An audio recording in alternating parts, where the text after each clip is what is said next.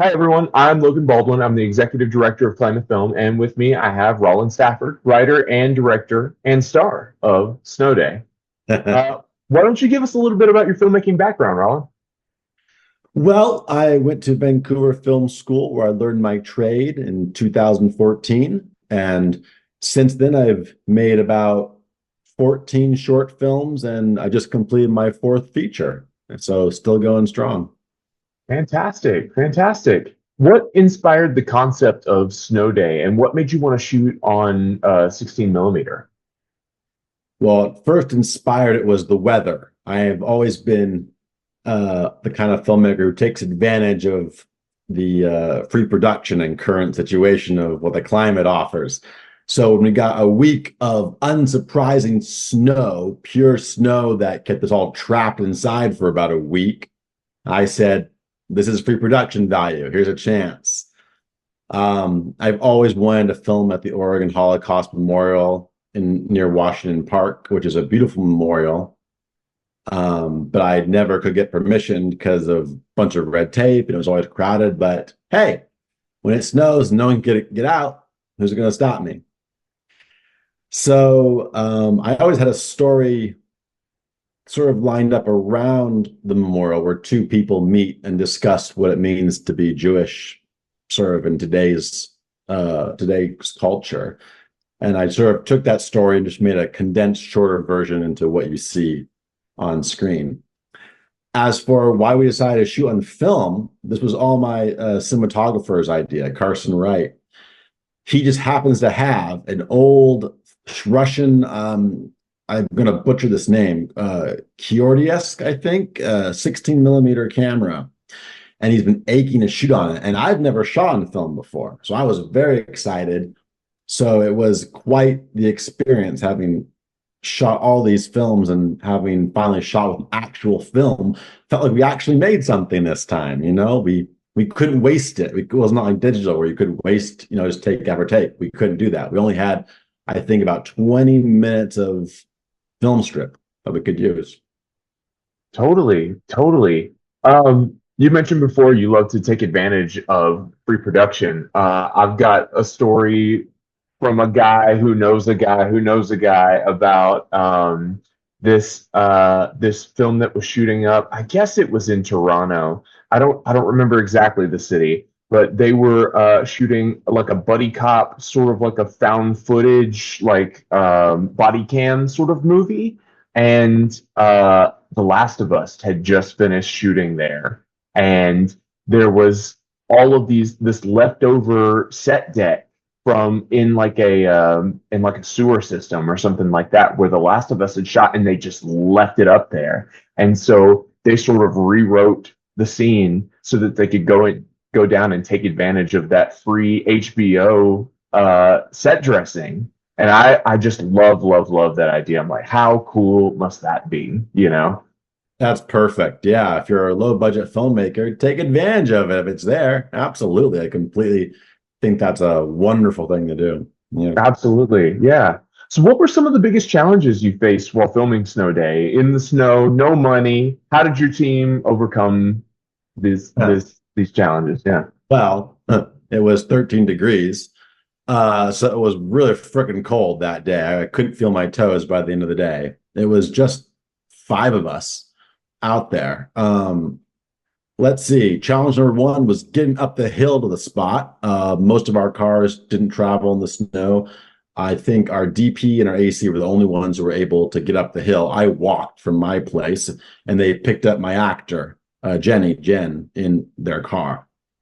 So that was challenge number one. The second challenge was, of course, the camera we used could only run for about 3 minutes with the film strip. So after every 3 minutes, we had to stop, go back into the car, carefully change the film canister so it wouldn't be damaged. And that took about, 20 minutes or so. And then go back to where we were shooting. I'd say the biggest challenge, though, was just surviving the cold. We felt like we're kind of insane. Like, why are we doing this? And the answer was, we're suffering for our art. Right. That you must. You do it for the Yes, gram. You do it for the art. What absolutely. How long was your shoot day? We were up there for about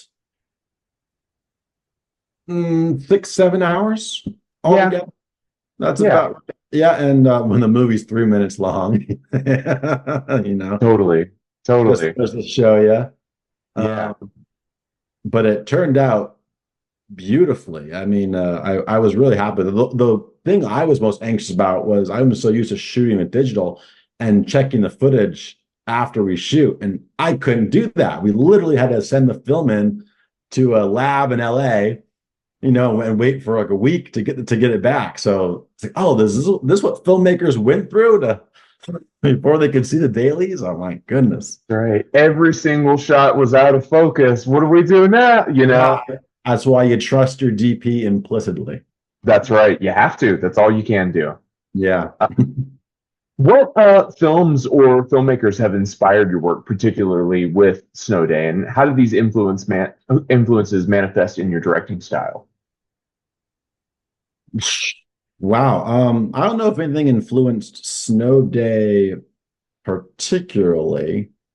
Um, I've always been a big fan of the Mark and Jay Duplass, Hmm. certainly, and their talent to use very small indie projects and make great stories out of them. Any Northwest filmmaker I have a kinship to, certainly Kelly Reichardt, Lynn Shelton, Gus Van Sant, Todd Haynes, those people.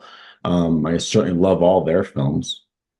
Um, but with Snow Day, I don't know if I had a particular thing I was looking for.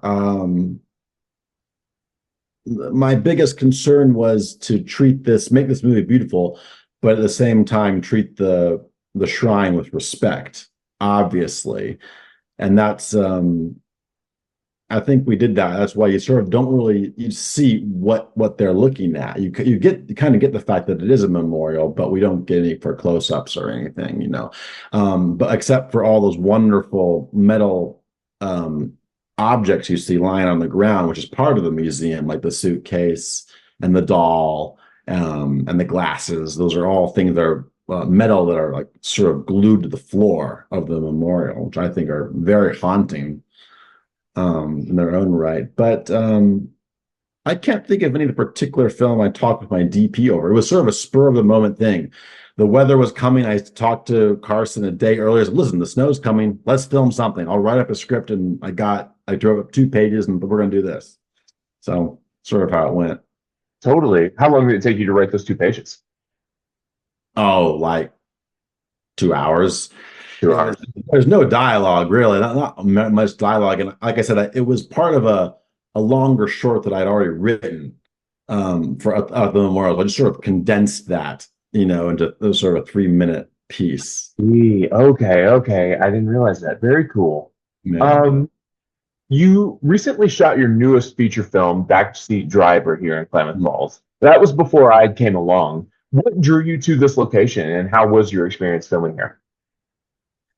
Oh, it was just wonderful. Everyone in Klamath Falls was so happy to have us, and the locations were so great. Linkville Playhouse, the cemetery, all the locations, the Daily Bagel, it was all wonderful. But I first came down to Klamath Falls in 2021 with a short of mine called Zombie Walk. And you were, I think, the only film festival in the country at the time that were still in person, thanks to COVID. So I was very excited to go, and I fell in love with Klamath Falls very quickly as a possible shooting location. And I always talk to Kurt about this, like someday we're going to make a movie here. And it took us, 4 years, but we did it. And I'm very proud we did. But it's a wonderful place for film, and like I said, you're always so welcome to have us there. We don't have that in Portland. Portland's a great place to film, but people are very picky about filming in their like restaurants or bars. You guys are like, oh yeah, come on in, please. It was like so easy. I've never had this easy access to locations before. Totally. I have totally found that with smaller towns in general, but especially with Klamath Falls. They're just so excited to get people in and to shoot for and they'll provide locations for little to nothing at all. Um, I have a buddy who just shot a short here a little while ago, and he was talking about this coffee shop that he wanted to shoot at, and they were so excited to have him, and he showed up after hours when he was supposed to, and they gave him the keys and then left. It's all yours. Yeah, they did that too with like the Linkville Playhouse too. I was kind of shocked. I was like, really? Yeah, Yeah. they're that excited. It's great. It's a great place to shoot here. Yes, yes. Like And we just lucked out with the weather too. We shot like early October, so down in Klamath Falls, it was just crisp and beautiful. It's absolutely perfect. totally, totally. Like I said, this was before I was involved with Klamath Film, but we played a minor role in the production of Backseat Driver after your camera died. Do you want to tell that story? Oh my God. Oh man. I don't know what happened, but on the first day of shooting, before we got our shot off, something sparked in Carson's camera and the camera was just dead. We could not film. It was just dead. So, at the last minute, I called Kurt up and he had, I think there were two cameras available. One maybe was checked out, but I think it was a Black Magic camera. And we were able to borrow it by the grace of the Klamath film community. And we were able to film the rest of the shots we needed for the next 3 days, all in Klamath Falls, thanks to the Klamath film community. Fantastic. Well, I'm so glad that they were here for you. Like I said, it was before my time, but that's so great. It's great to have a resource like that can help out. Yeah, our only other options would have been to someone to hike back to 5 hours to Portland and get a new camera or shoot on our iPhones. Yeah, totally. I'm so glad it worked out for you. Thank you. What advice do you have for other filmmakers who are considering shooting in Klamath Falls?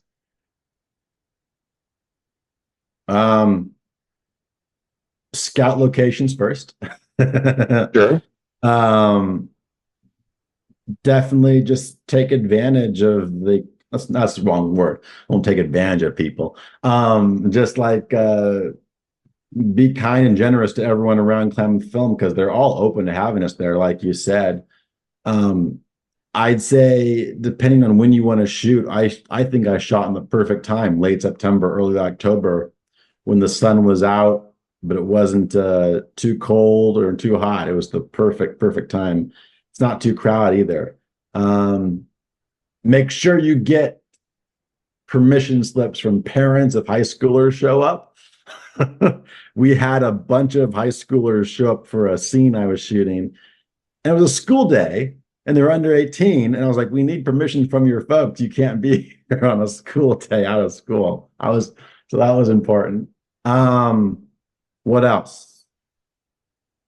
Support KIFF. Support the Klamath Independent Film Festival. I think it's one of the most underrated film festivals in the country, and I'm still waiting for it to blow up. Really, I really am. I think it has the potential to do that. Fantastic. Well, thank you. I have seen the trailer for Backseat Driver. I absolutely love it. It looks like something that is right up my alley. I know right now you're doing the Seed and Spark campaign to help finish getting funded. By the time this airs at the Klamath Film Festival, that campaign will be over. But is there anything else you want to say about Backseat Driver?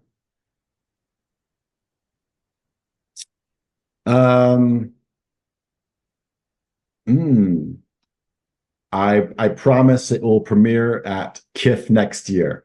Fantastic. I cannot wait to see it. I absolutely cannot wait to see it. What is next for you as a filmmaker? I know you're finishing up post-production right now.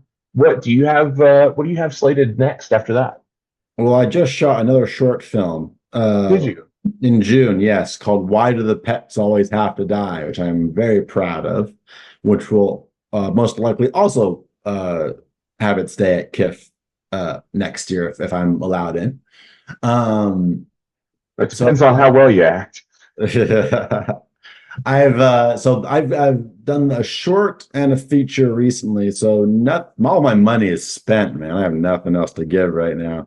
Right now, though, I'm hoping to jump on this Amazon show, Criminals, that is currently filming in Portland as a stand-in. So fingers crossed, I get some work done there. But as terms of directing, I don't have anything lined up anytime soon, unless someone wants to give me a lot of money to do something. Absolutely, absolutely. I totally get it. All right, man. Well, do you have any final words before we sign off here? And hope you like Snow Day. It was fun to film. And try making a movie on film, even if it's only 3 minutes, because it changes your experience as a filmmaker. Fantastic. All right. Well, thank you, Rollin, for submitting Snow Day to the Klamath Independent Film Festival. It will be available on Eventive for a limited time as part of our online showcase. Groovy.